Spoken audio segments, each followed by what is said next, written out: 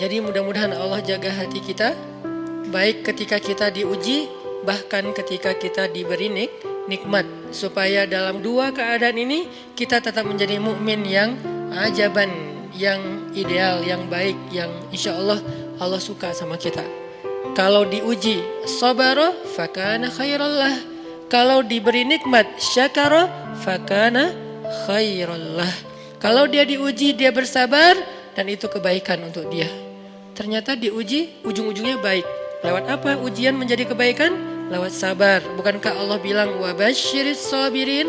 Sampaikan berita gembira kepada orang yang sabar. Ada banyak kebaikan yang Allah sediakan untuk orang yang sabar kalau dia sabar. Dan kalau diberi nikmat syakara. Kalau diberi nikmat dia bersyukur. Fakana khairallah. Kenapa nikmat kok menjadi kebaikan? Maksudnya dengan dia bersyukur, Allah tambahkan kebaikan itu. La in syakartum la azidannakum. Jadi orang beriman itu kayaknya hidupnya tuh harusnya sih nggak ada bete-nya.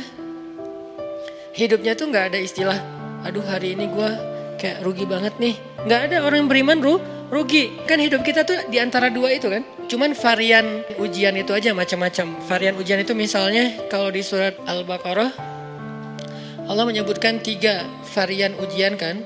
Ba'sa, dharra, zulzilu. Ujian fisik, ujian harta. Harta ini termasuk karir, kerjaan, usaha, bisnis. Dan ujian zulzilu, ujian perasaan, termasuk diputusin. Atau orang yang dekat sama kita jadian sama yang lain. Atau mungkin di unfollow oleh ya gitu deh. Saya kalau udah ngebahas bab ini agak gimana gitu. Jadi 3 varian ini masuk kategori apa? Masuk kategori ujian. Tetap aja 2. Kalau nggak ujian nikmat. Antara 2 itu nih. In asabathu sarra syakara wa in asabathu dharra sabara. Udah gitu aja. Dan nanti bahkan sampai ayatnya gini. Alladzina yunfiquna fis sarra'i wad dharra. Orang yang tetap beramal soleh lewat hartanya dalam keadaan dia berkelebihan atau dalam keadaan dia kekurangan. Itu mukmin, keren banget gitu.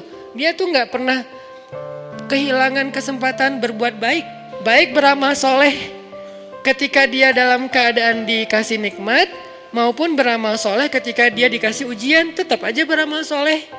Contoh yang ayat tadi, yunfikuna fis sarra, berinfak dalam keadaan sarra, dalam keadaan bahagia, senang, lagi dapat untung gitu kan. Ataupun yunfikuna fit dharra, tetap berinfak walaupun dia dalam keadaan dharra, dalam keadaan susah, dalam keadaan dor itu kan bahaya. Ini kalau saya infak nih bahaya nih buat saya nih. Kalau saya kasih nih saya kayak nggak ada tabungan buat mahar nih. Kalau saya kasih ke dia, terus saya gimana?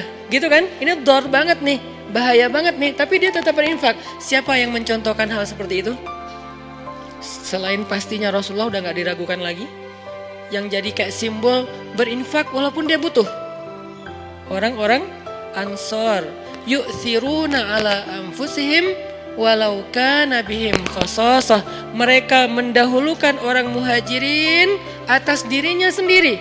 Walaupun sebetulnya dia juga butuh kepada kebaikan itu.